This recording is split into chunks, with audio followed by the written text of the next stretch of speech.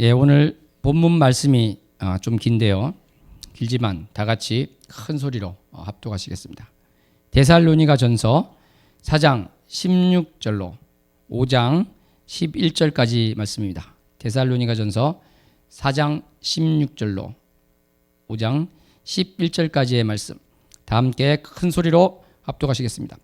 주께서 호령과 천사장의 소리와 하나님의 나팔 소리로 친히 하늘로부터 강림하시리니 그리스도 안에서 죽은 자들이 먼저 일어나고 그 후에 우리 살아남은 자들도 그들과 함께 구름 속으로 끌려 올려 공중에서 주를 영접하게 하시리니 그리하여 우리가 항상 주와 함께 있으리라. 그러므로 이러한 말로 서로 위로하라. 형제들아, 때와 시기에 관하여는 너희에게 쓸 것이 없음은 주의 날이 밤에 도둑같이 이를 줄을 너희 자신이 자세히 알기 때문이라. 그들이 평안하다 안전하다 할 그때 임신한 여자에게 해산의 고통이 이름과 같이 멸망이 갑자기 그들에게 이르리니 결코 피하지 못하리라. 형제들아, 너희는 어둠에 있지 아니하며 그날이 도둑같이 너희에게 임하지 못하리니 너희는 다 빛의 아들이요 낮의 아들이라. 우리가 밤이나 어둠에 속하지 아니하나니 그러므로 우리는 다른 이들과 같이 자지 말고 오직 깨어 정신을 차릴지라. 자는 자들은 밤에 자고 취하는 자들은 밤에 취하되 우리는 낮에 속하였으니 정신을 차리고 믿음과 사랑의 호심경을 붙이고 구원의 소망의 투구를 쓰자. 하나님이 우리를 세우심은 노하심에 이르게 하심이 아니요 오직 우리 주 예수 그리스도로 말미암아 구원을 받게 하심이라. 예수께서 우리를 위하여 죽으사 우리로 하여금 깨어있든지 자든지 자기와 함께 살게 하려 하셨느니라. 그러므로 피차 권면하고 서로 덕을 세우기를 너희가 하는 것 같이 하라. 아멘. 사랑하는 성도 여러분, 오늘은 올해의 마지막 주일 예배입니다. 올 한 해를 되돌아보면 무엇보다도 코로나19로 인한 그 충격과 혼란과 공포가 전 세계를 뒤덮었던 한 해였던 것 같습니다. 저는 올해 1월 말에서 2월 초에 콩고에서의 사랑의 불꽃을 위해서 프랑스를 거쳐서 콩고로 들어갔다 왔습니다. 그런데 프랑스 공항에서 여권 검사를 할 때요, 당연히 또 그 신분을 확인해야 되니까 저는 마스크를 이렇게 내렸습니다. 그랬더니 그 공항 직원이 마스크를 올리라고 했습니다. 아시아에서 코로나가 창궐했다 이런 뉴스가 있었기 때문에 그렇게 한 것이죠. 실제로는 프랑스에 확진자가 훨씬 많았겠죠. 자기들도 모르고 있었지만. 그런데 그 정도로 이 코로나에 대한 공포는요, 1월 말 2월 초부터 내연되고 있었던 것 같습니다. 제가 오늘 잠깐 이 코로나로 인한 통계를 보았더니 현재까지 전 세계에서 8천만 명 이상이 이제 확진이 되었습니다. 코로나에 감염이 됐고요. 그 중에서 170만 명 이상이 사망했다고 합니다. 우리나라에서는 5만 5천 명 이상이 확진되고 800명 가까이가 이렇게 사망했다고 합니다. 세계 경제도 아주 어마어마한 하락을 해서 전체적으로는 경제가 마이너스 4.4% 성장, 4.4%가 떨어졌고요. 주요국, 선진국이라고 할 수 있는 주요 국가들의 경우에는 5.8%가 떨어졌습니다. 그래서 이 경제적인 충격은 20년이 아니라 40년 통계 중에서 가장 최악의 이러한 경우입니다. 주요국 같은 경우에 2009년이 아주 안 좋았는데 그때도 이제 마이너스 3.3%인데 지금은 거의 뭐 2배에 근접할 정도로 마이너스 5.8% 이렇게 되어 있는 것이죠. 이러한 암울한 통계 수치와 현실 앞에서 우리 인간은 정말 나약한 존재다. 이것을 확인하게 됩니다. 또한 그뿐만 아니라 이러한 일들이 어쩌면 마지막 때를 알리는 신호탄 같은 것이 아닌가, 이러한 생각도 하게 됩니다. 그래서 오늘은 이 종말, 마지막 때에 대해서 성경에서는 뭐라고 말씀하고 있는지, 또 우리는 그것에 대해서 무엇을 깨닫고 어떤 자세로 살아가야 되는지, 이에 대해서 함께 은혜를 나누고자 합니다. 사랑하는 성도 여러분, 본문 말씀을 다시 한번 보시면 데살로니가 전서 4장 16절로 18절 어떻게 되어 있습니까? 마지막 때에 대한 이 장면이 나오고 있지 않습니까? 주님께서 큰 호령과 함께 오시는데요, 천사장의 소리가 울려나고 있습니다. 하나님의 나팔 소리가 울려 퍼지면요, 우리 주님께서 하늘로부터 내려오시는 것입니다. 이어서 성도들이 구름 속으로 들려 올라가는 장면이 나오고 우리가 주님과 함께 있을 것이라는 그런 선언이 나오게 됩니다.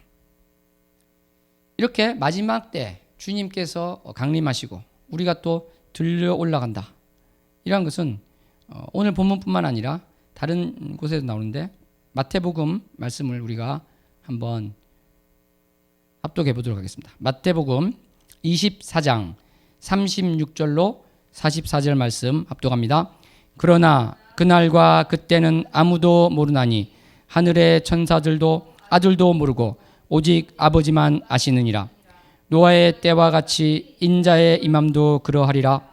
홍수전에 노아가 방주에 들어가던 날까지 사람들이 먹고 마시고 장가들고 시집가고 있으면서 홍수가 나서 그들을 다 멸하기까지 깨닫지 못하였으니 인자의 임함도 이와 같으리라. 그때 두 사람이 밭에 있음에 한 사람은 데려가고 한 사람은 버려둠을 당할 것이요, 두 여자가 맷돌질을 하고 있음에 한 사람은 데려가고 한 사람은 버려둠을 당할 것이니라. 그러므로 깨어있으라. 어느 날에 너희 주가 임하였는지 너희가 알지 못함이니라. 너희도 아는 바니 만일 집주인이 도둑이 어느 시각에 올 줄을 알았더라면 깨어있어 그 집을 뚫지 못하게 하였으리라. 이러므로 너희도 준비하고 있으라. 생각하지 않은 때에 인자가 오리라. 아멘. 여기서 인자는 당연히 예수님을 말씀하고 있습니다. 예수님은 이렇게 오실 때 도둑에 비유해서 말씀하셨습니다. 마치 도둑이 오고 나서야 알듯이 주님이 오시게 돼서야 알게 되고 그것을 미리 예측할 수 없다는 것입니다. 내일 오실 것이다, 40일 있다 오실 것이다, 이렇게 알 수도 없고 말할 수도 없다는 것이죠. 이러한 주님께서 말씀하신 마지막 때, 주님께서 재림하실 때에 대한 이야기는 초대교회 성도들도 아주 잘 알고 있었습니다. 그래서 사도 바울은 오늘 보신 본문 데살로니가 전서 5장 2절에서 주의 날이 밤에 도둑같이 이를 줄을 너희 자신이 자세히 알고 있지 않느냐, 이렇게 이야기를 하고 있습니다. 사도 바울은 여기에 부연해서 어떻게 이야기하고 있습니까? 주님이 오시는 것은 해산할 때처럼 온다, 이렇게 이야기를 하고 있습니다. 그러니까 마치 해산하는 것처럼 주님께서 강림하시는 날은 반드시 오게 되어 있다, 이 이야기를 하는 것이죠. 아이는 분명히 나오지 않습니까? 언젠가는. 그리고 또한 어떤 것을 이야기하는 것이죠? 해산 때처럼 그 나오는 것은 갑자기 예상하지 못한 때 온다, 이런 이야기를 하고 있는 것입니다. 그리고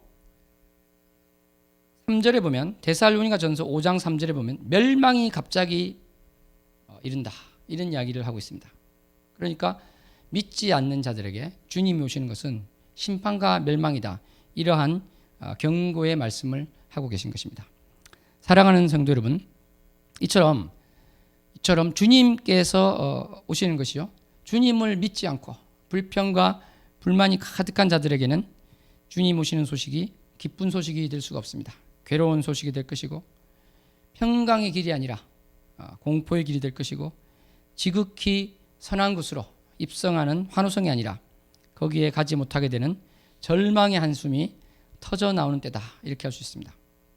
하나님께서는 이러한 것, 그러니까 정말 괴롭고 절망스러운 탄식이 터져 나오는 장면을요, 애굽에서 비록 나왔지만 가나안 땅에 결국은 들어가지 못하는 이스라엘 백성의 처지를 보여주시면서 이야기하시는 것 같습니다.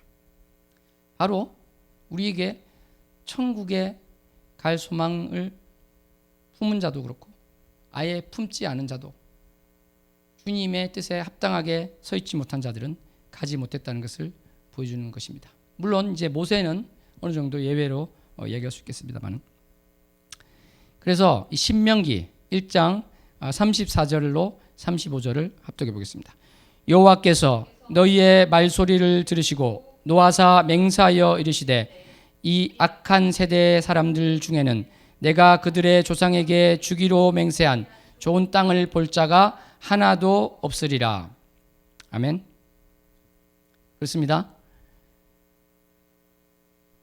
비록 애굽에서 나와서 가나안 땅, 젖과 꿀이 흐르는 그 땅으로 가고 있는 길이었지만 거기서 가지 못하고 다 중도 탈락을 해버리게 되는 것입니다.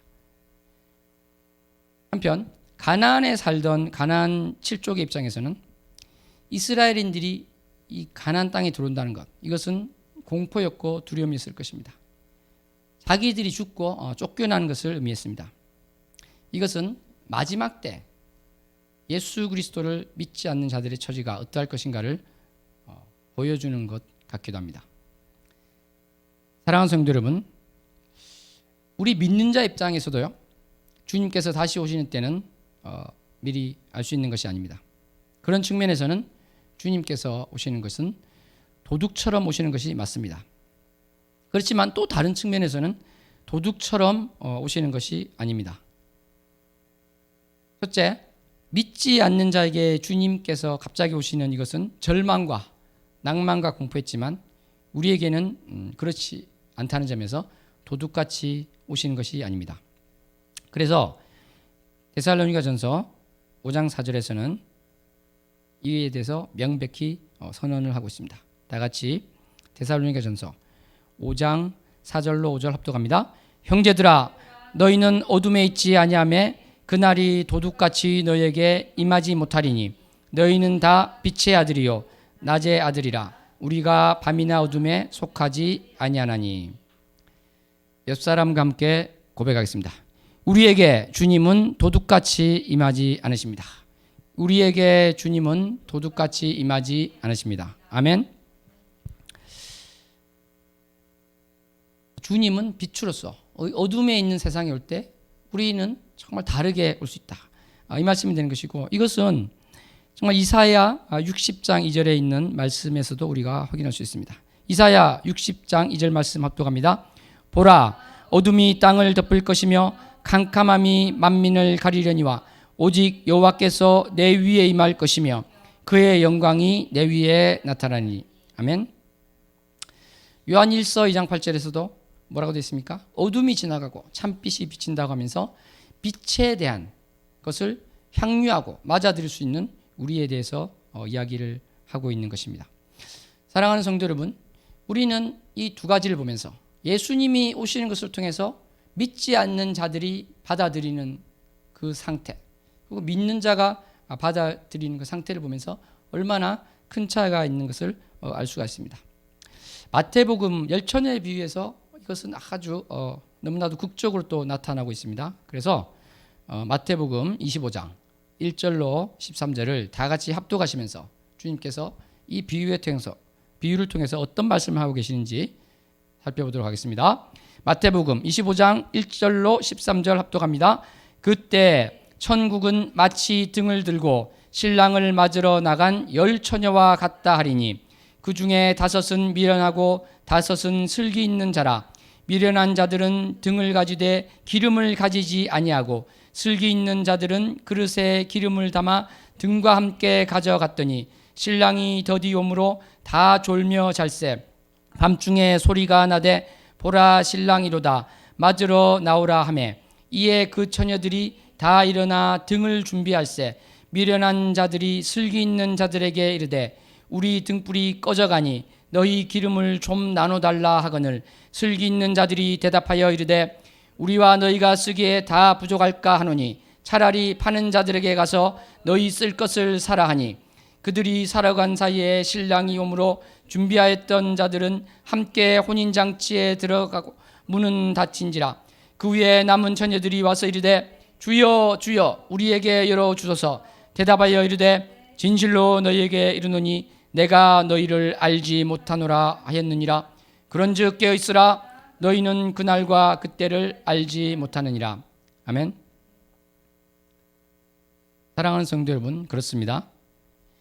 이 열 처녀가 주님 앞으로 간 것입니다.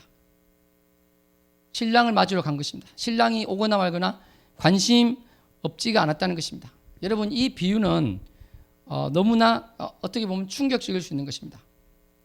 열 처녀의 비유는 기름이 없는 사람들은 불신자고 기름이 있는 사람은 크리스찬, 신자다. 과연 이렇게 볼 수가 있겠습니까? 물론 엄밀한 의미에서 또 그렇다고 할 수도 있겠지만 지금 말씀드린 것은 교회에 출석하지 않는 사람과 교회에 출석하는 사람, 그 차이가 아니라는 것이죠. 이 열 처녀는 다 교회에 출석하고 있었어요. 비유하자면. 그러니까 신랑을 맞으러 간 것입니다. 여기에 오지 않은 사람들은요, 불신자입니다. 신랑을 맞을 생각도 안 하는 것입니다. 신랑을 맞으러 열 처녀가 왔는데 절반이 들어가지 못했다는 것입니다. 문이 닫힌지라 이렇게 되어 있는 것입니다. 그러니까 교회를 왔다 갔다 한다. 그리고 남들이 예수 오심을 기다립시다 해서 나도 그냥 입으로 따라한다. 그런다고 갈 수 있는 곳이 아니다. 이것을 우리는 분명히 기억해야 될 것입니다. 사랑하는 성도 여러분, 또 한편 이 마지막 때와 관련해서 사도 바울이 데살로니가 전서, 우리가 읽었던 이 본문 말씀에서 주님의 오심에 대해서 이제 열심히 이야기를 하였습니다. 그런데 아마 이 데살로니가 교회에서는요, 이 이후에 정반대 극단이 나왔던 것 같습니다. 그러니까 우리나라에서 시한부 종말론이 나와서 아주 극단적인 행위를 한 그러한 경향이 있었던 것 같습니다. 모든 일도 그만두고요, 모든 관계를 정리하고 정말 주님 오시길 기다리겠다 하는 그런 극단적 시한부 종말론, 그것과 비슷한 것이 있었다 이렇게 추측되는 말씀이 있는데, 그것은 바로 데살로니가 후서 2장 1절로 3절 말씀입니다. 합독하겠습니다. 형제들아, 우리가 너희에게 구하는 것은 우리 주 예수 그리스도의 강림하심과 우리가 그 앞에 모임에 관하여 영으로나 또는 말로나 또는 우리에게서 받았다 하는 편지로나 주의 날이 이르렀다고 해서 쉽게 마음이 흔들리거나 두려워하거나 하지 말아야 한다는 것이라. 누가 어떻게 하여도 너희가 미혹되지 말라. 먼저 배교하는 일이 있고 저 불법의 사람 곧 멸망의 아들이 나타나기 전에는 그날이 이르지 아니하리니. 여기서 보시면 주의 날이 이르렀다고 해서 쉽게 마음이 흔들리거나 두려워하거나 하지 말아야 한다. 무슨 이야기를 하고 있냐면 시한부 종말론자들이 막 이야기합니다. 지금 언제 주님이 온다. 지금 일할 필요도 없고 다 모여라. 뭐 이런 식으로 하고 있다는 것이죠. 그럴 때 이제 사도 바울은 그 징조에 대해서 이야기하면서 3절 마지막에 어떻게 됐습니까? 그날이 이르지 아니할 것이다. 이러이러한 징조가 나타나기 전에는 그날이 이르지 아니할 것이다. 이렇게 이야기하고 있습니다. 그러니까 여러분, 우리가 종말의 때에 대해서 이야기할 때 이것이 너무나 중요한 것인데 가짜도 많이 나온다는 것이죠. 가짜가 많이 나온다는 것을 경계하고 우리가 정말 깨어서 그것을 분별해야 된다. 이것을 이 본문 데살로니가 후서 2장 말씀은 하고 있는 것입니다. 이 반대 극단은 상당히 좋지 않은 결과를 가져옵니다. 왜냐하면 시한부 종말론이 득세하고 그러면요, 이 설교하는 설교자에게도 종말론 설교를 잘 못하게 하는 경우가 있다는 것이죠. 왜냐하면 너무 안 좋은 모습을 많이 보였기 때문에 어느 정도 영향을 미치게 되는 그러한 것도 있다는 것입니다. 그런데 사랑하는 성도 여러분, 가짜가 있다고 해서 진짜가 없는 것이 아닙니다. 오히려 가짜가 많다는 것은 정말 귀한 진짜가 있다. 이것을 이야기하는 것이라 믿습니다. 아멘. 그렇기 때문에 여러분, 가짜를 많이 볼수록 어떤 면에서는 가짜 믿음도 우리가 볼 수 있는 경우가 있을 것인데, 그렇다고 해서 우리가 회의하고 낙담하는 것이 아니라 그럴수록 진짜는 또 있겠구나. 이것을 우리가 꼭 생각해야 될 줄로 믿습니다. 사랑하는 성도 여러분, 사도 바울은 고린도전서 7장에 보면은요, 임박한 종말에 대해서 이야기하고 있습니다. 그런데 그 말씀을 보면 혹시 사도 바울도 이렇게 시한부 종말론자처럼 너무 극단적으로 말하는 게 아닌가, 이렇게 오해를 할 수도 있습니다. 한번 말씀을 보면서 어떠한 느낌이 드시는지 보시기 바랍니다. 고린도전서 7장 8절입니다. 내가 결혼하지 아니한 자들과 과부들에게 이르노니 나와 같이 그냥 지내는 것이 좋으리라. 예, 결혼 안 하는 게 좋을 것 같다고 이야기를 하고 있습니다. 그리고 7장 25절로 26절 합독합니다. 처녀에 대하여는 내가 주께 받은 계명이 없으되 주의 자비하심을 받아서 충성스러운 자가 된 내가 의견을 말하노니 내 생각에는 이것이 좋으니 곧 임박한 환난으로 말미암아 사람이 그냥 지내는 것이 좋으니라. 예, 임박한 환난이 있기 때문에 그냥 결혼 안 하는 것이 좋겠다. 물론 이제 그 위에 그것이 죄는 아니다 이런 이야기를 합니다만은 임박한 환난 이런 이야기를 하고 있는 것이죠. 그래서 사도 바울도 좀 착각한 것이 아닌가, 오해한 것이 아닌가 이렇게 볼 수도 있습니다. 그리고 실제로요, 크리스찬 중에 그렇게 말하는 사람도 봤고, 목회자 중에 그렇게 말하는 사람도 봤고, 신학교 교수 중에도 그렇게 말하는 사람을 보았어요. 사도 바울이 판단을 잘못한 것이다. 참 저는 그런 의견을 들을 때마다 참으로 안타까운 것이, 사도 바울이 누굽니까? 주님께서 친히 나타나셔서 그 수많은 것을 가르쳐 주시고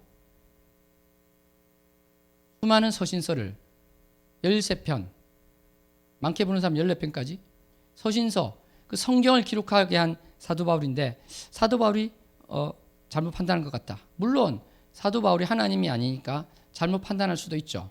그렇지만 이 문제에 대해서 너무나 쉽게 그렇게 속단해서는 안 된다. 저는 그렇게 생각합니다. 사랑하는 성도 여러분, 이 사도 바울이 한 이 부분에 대해서는요, 우리가 두 가지를 생각할 수 있을 것 같습니다. 첫째는 이 고린도 교회의 특수한 상황을 이야기했을 수 있다. 그러니까 이 전체 종말이 아니라 임박한 환란이 이 고린도 교회에 덮치고 있기 때문에 그렇게 이야기할 수 있다. 이것을 우리가 말할 수 있을 것 같습니다. 그리고 두 번째로 우리가 또 생각할 것은요, 이 개인적인 종말에 대한 것도 우리가 생각할 수 있을 것 같습니다. 사랑하는 성도 여러분, 어떤 군인이 군대에 갔다 왔습니다. 그런데 제대하면서 이런 이야기를 한다면 어떻게 생각하시겠습니까? 그렇게 힘든 훈련, 박격포도 쏘고 총도 쏘고 별의별 훈련을 다 했는데 전쟁이 안 일어났네?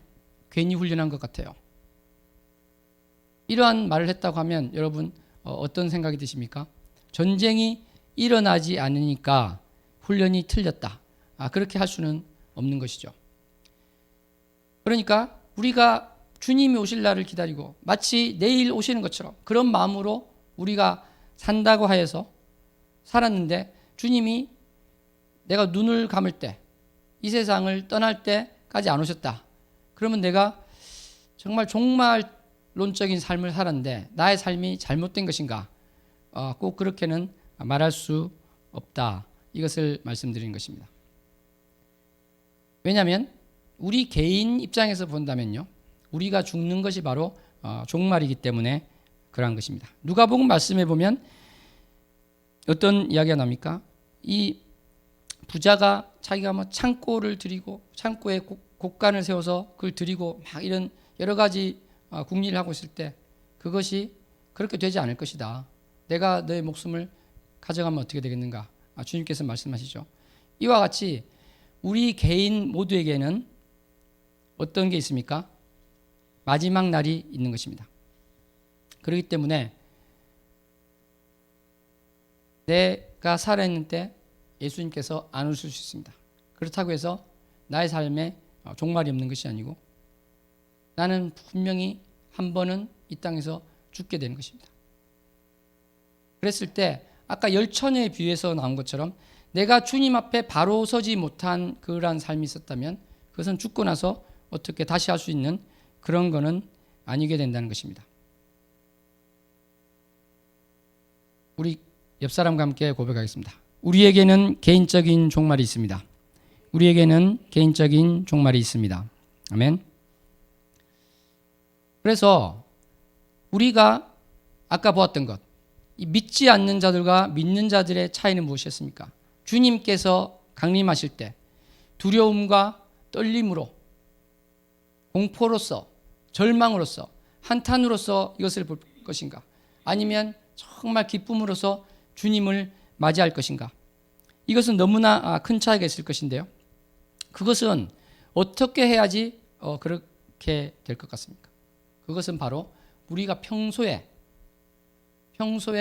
내일이 마지막 날이다. 그렇게 살 때 그와 같은 자세가 될 수 있다고 저는 믿습니다.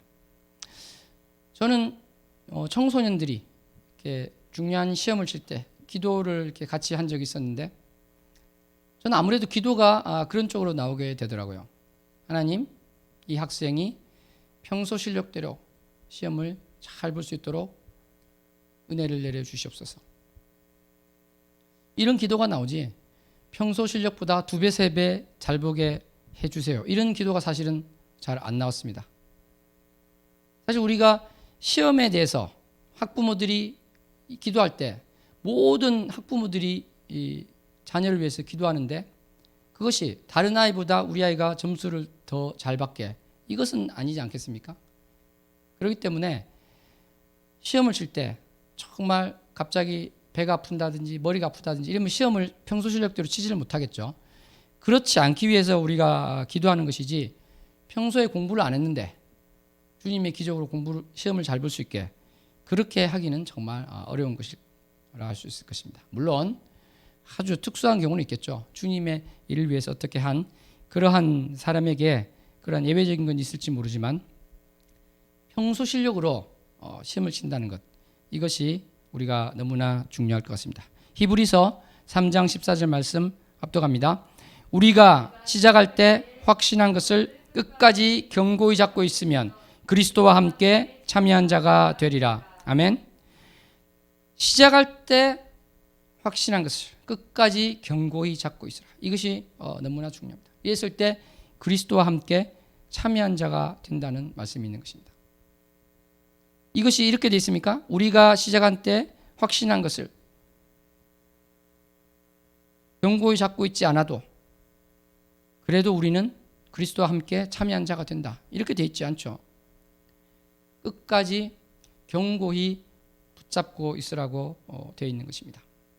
그래서 저는 너무나 안타까운 것이 이 구원론과 이 믿음에 대해서 너무나 이상한 그런 복음 아닌 복음이 횡행하고 있어서, 예수님이 나의 구세주가 되었으니 내 삶은 엉망진창이어도 나는 천국은 간다.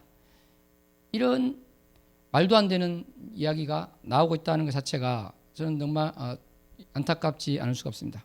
이것은 왜 문제냐면요, 아까 제가 잠시 언급하였습니다마는, 문제는 그러한 자세로 사는 사람들, 또 그러한 주장을 하는 사람들, 그것은 가짜 믿음과 진짜 믿음을 구분하지 못하기 때문에 그런 것입니다. 제가 이것은 따로 시간을 잡아서 주일에 또 아주 하나하나 살피면서 할 기회가 있을 것입니다. 고린도전서 15장 58절 말씀 다 같이 합독합니다. 그러므로 내 사랑하는 형제들아, 견실하며 흔들리지 말고 항상 주의 일에 더욱 힘쓰는 자들이 되라. 이는 너희 수고가 주 안에서 헛되지 않은 줄 알미라. 아멘. 그렇습니다. 우리는 어떠한 경우에도 흔들리지 않고 주님의 일을 위해서 힘쓸 때 이것이 헛되지 않게 주님께서 하실 줄 믿습니다. 내가 눈에 보이는 것은 없고 정말 성취가 되지 않고 낙담밖에 없는 것일지라도, 없는 것처럼 보일지라도 결코 그렇지 않다. 주님께서는 격려하고 계신 것입니다. 빌립보서 1장 6절 말씀 압독합니다. 너희 안에서 착한 일을 시작하신 이가 그리스도 예수의 날까지 이루실 줄을 우리는 확신하노라. 아멘. 사랑하는 성도 여러분, 우리가 정말 주님이 계심을 믿고 이 땅에서의 삶이 마지막이 아니고 우리가 갈 곳이 있다. 주님은 항상 나를 붙들고 계신다.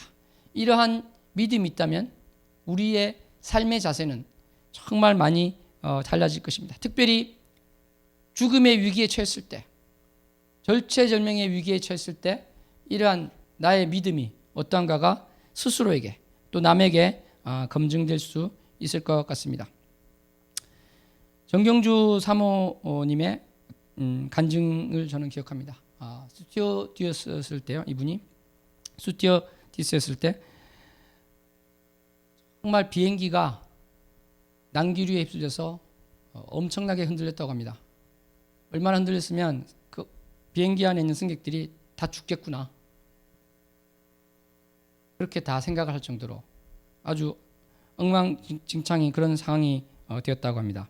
그런데 이 정경주 사모는 그 자리에서 손을 들고 차분하게 찬양을 하였다고 합니다.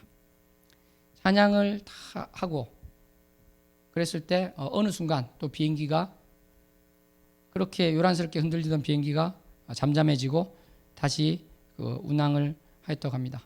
그때 같이 있던 승무원 중에 한 분이 와서 자기 앞에 무릎을 꿇으면서 그렇게 말했다고 합니다.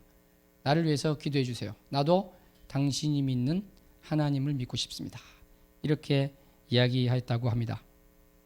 사랑하는 성도 여러분, 우리의 믿음은 평소에 내가 어떠한 자세로 살아가는가, 거기에서 이러한 순간에 그것이 드러난다, 이렇게 볼 수 있을 것 같습니다. 우리 삶 가운데 얼마나 많은 갈등이 있습니까? 얼마나 많은 어려움이 있습니까? 그렇지만 우리가 갈 영원한 본향이 있다는 것, 내가 정말 지옥불에 들어갈 수밖에 없는 존재였는데 나를 건져주신 주님이 있다는 것을 우리가 진실로 믿는다면 이 땅에서의 삶이 바로 천국의 삶으로 우리가 나갈 수 있을 것입니다. 나의 환경과 나의 조건을 뛰어넘어서 그렇게 될 수가 있을 것입니다. 그렇기 때문에 하나님께서는 성경 말씀에서 그렇게 하라, 그렇게 될 것이다 말씀하고 계신 것입니다. 시편 37편 23절 합독합니다. 여호와께서 사람의 걸음을 정하시고 그의 길을 기뻐하시나니. 주님께서 기쁨 가운데 우리의 길을 정했기 때문에 우리는 안정감을 가지고 나갈 수 있는 것입니다. 또 우리가 오늘 읽었던 이 본문 말씀에 이어서 나오는 데살로니가전서 5장 16절로 18절 다 같이 합독하시겠습니다. 항상 기뻐하라, 쉬지 말고 기도하라, 범사에 감사하라. 이는 그리스도 예수 안에서 너희를 향하신 하나님의 뜻이니라. 아멘. 그렇습니다. 우리는 우리 상황이, 우리의 인간 관계가, 우리의 조건이 항상 기뻐할 수 있는 상황은 아닌 것입니다. 그렇지만 나의 존재가 무엇인가, 내가 어둠 가운데 있는 존재가 아니라 빛 가운데 있는 존재이고 빛으로 불러주신 주님을 생각한다면 우리는 항상 기뻐할 수 있다는 것입니다. 그렇기 때문에 이 말씀이 나오는 것이고요, 또 기도하라는 이야기가 나오는 것이고 범사에 감사하라는 그런 이야기가 나오는 것입니다. 어떻게 범사에 감사할 수 있는 일만 있겠습니까? 그러할지라도 그 모든 힘든 가운데서도 감사할 때 주님께서 그것을 기억하시고 받아주실 줄로 믿습니다. 아멘. 말씀을 맺겠습니다. 우리는 오늘 말씀을 통해서 정말 올해 이 코로나 환란이 있었는데 마지막 때를 생각해 보았습니다. 그리고 이 종말 마지막 때는 우리 믿는 자들에게, 크리스찬에게는 도둑같이 오지만 또 도둑같이 오지 않는 것이기도 하다는 것을 보았습니다. 정말 평소에 살 때, 우리가 마지막 때를 사는 것처럼 살 때 바로 이것이 도둑처럼 오는 때가 아니라 아무런 내가 충격을 받지 않으면서 주님을 맞을 수가 있을 것입니다. 사랑하는 성도 여러분, 그렇지 않습니까? 내가 살아가는 것이 정말 주님이 보시기에 합당한 그러한 삶을 살고 있을 때, 주님께서 오신다고 했을 때 주님 잠깐만요, 제가 준비가 안 됐습니다, 제가 기름을 가지고 오겠습니다, 이럴 필요가 없는 것이죠. 그렇게 황급히 뭐를 구하러 갈 필요가 없는 것입니다. 그래서 이 평소의 삶이 마지막 때인 것처럼 사는 삶의 자세, 그랬을 때 정말 마지막 때가 되었을 때, 내가 눈을 감게 되었을 때 내가 아무런 아쉬움에 회한을 가지고 후회하고 억울해하는 것이 아니라 너무나도 평안하게 주님 앞으로 갈 수 있으리라 믿습니다. 아멘. 그래서 정말 나의 매일매일의 삶에 주님이 오심을 예비하고 준비하는 그러한 삶이 되시기를 주의 이름으로 축원합니다. 기도하시겠습니다. 하나님 아버지 감사합니다. 오늘 말씀 가운데 우리가 마지막 때, 그 종말의 때를 생각하여 보았습니다. 주님께서 반드시 오실 것이며 또 도둑같이 오실지인데 주님께서 우리를 빛 가운데로 불러주시고 낮에 있는 자녀라 불러주셨으며 우리가 공포 가운데서 절망 가운데서 주님을 맞이하지 않고 주님을 기쁜 마음으로 맞이할 수 있음에 감사를 올려드립니다. 내가 이 땅에서의 삶 가운데 오늘이 마지막이다, 이러한 자세로 살아가게 하여 주시고 이러한 나의 삶을 통해서 주님을 온전히 기다리는 그러한 자로서의 하루하루가 될 수 있도록 결단하고 나아가오니 주님, 우리를 불쌍히 여겨 주시옵소서. 예수님 이름으로 기도합니다. 아멘. 이 시간 오늘 말씀 생각하시면서 주여 세 번 부르고 기도하시겠습니다. 주여, 주여, 주여. 하나님 아버지 감사합니다. 주님께서 우리를 빛의 자녀로, 낮의 자녀로 불러주셔서 마지막 때를 소망하며 살 수 있게 하신 은혜 감사를 드립니다. 주님, 나의 이 땅에서의 삶이 하루하루가 마지막 때인 것처럼 살게 하여 주시옵소서. 그리하여서 진정한 마지막 때가 되었을 때 주님, 내가 후회하지 않는 자의 삶을 살기를 원합니다.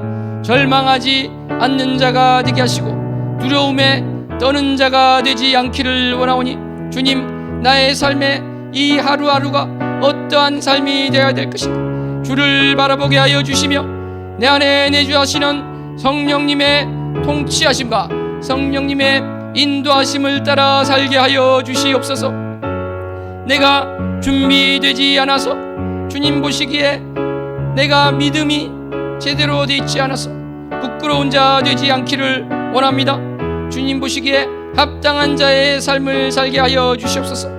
주님, 또 기도하옵기는 이 방송을 듣고 예배를 듣는 수많은 사람들 중에 한 명이라도 예수 그리스도를 온전한 구주로 영접하지 않은 자가 있다면, 온전한 주님으로 영접하지 않은 사람이 있다면 주님, 이 시간 주님께서 찾아가 주셔서 무릎 꿇고 회개하며 주의 자녀로서 고백할 수 있도록 도와주시옵소서. 내가 예수 그리스도를 나의 구주로 모십니다. 주님의 말씀 가운데 내가 엎드리고 내가 교회를 왔다 갔다 하는 것만이 아니라 내가 진정한 하나님의 자녀된 자로서의 삶을 살기를 원합니다. 내가 온전한 믿음을 가지기를 원합니다. 주님, 도와주시옵소서. 내가 예수 그리스도를 온전히 아는 자 되게 도와주시옵소서. 고백할 때 주님께서 은혜의 은혜를 더하여 주시고 사랑하는 딸아, 사랑하는 아들아, 내가 너를 안다 안아주시며 이야기하여 주셔서 영원한 생명, 영원한 삶을 살 수 있도록 주님께서 긍휼함을 베풀어 주시옵소서. 주의 사랑 가운데 들어가는 자가 되게 하시며 남은 인생이 온전히 주 앞에 드려지는 귀한 삶이 되기를 원합니다. 주님, 도와주시며 아버지, 또 주님께 결단하고 주의 말씀을 볼 때 말씀 가운데 인도하여 주시옵소서. 말씀 가운데 주님께서 찾으신 그 양이 주의 말씀을 먹고 살아갈 수 있도록 도와주시며 주님께 기도하고 간구하며 나아갈 때 주님께서 들어주시고 응답하사 그 믿음이 굳건한 반석 위에 자리 잡을 수 있도록 주님께서 도와주시옵소서. 우리 십자가 언약의 성도 한 명 한 명이 주의 그 마지막 때를 소원하며 나갈 때 주님께서 하시고자 하는 일을 우리를 통하여 해 주시옵소서. 우리를 그릇으로 준비시켜 주시고 주의 도구로 준비시켜 주셔서 주의 일이 우리를 통하여 펼쳐질 수 있게 은혜 외 은혜를 더하여 주시옵소서. 그리하여서 주님의 눈길이 가 계신 곳 우리가 달려나가는 자 되게 하시며 주의 복음을 들고 전파하고 주님의 계명대로 우리가 서로 사랑하는 자 되고 서로를 섬기는 자 되어서 예수 그리스도가 나타날 수 있는 우리 모두가 되게 하여 주시옵소서. 주님 사랑합니다. 모든 것 가운데 주의 이름만이 높임을 받아주시며 주께서만 영광을 받아주시옵소서. 마라나타 아멘. 주 예수여 어서 오시옵소서. 우리가 고백하며 나가기를 원합니다. 주님 우리를 붙들어 주시옵소서. 주님 우리의 길을 인도하여 주시옵소서. 예수님 이름으로 기도합나이다.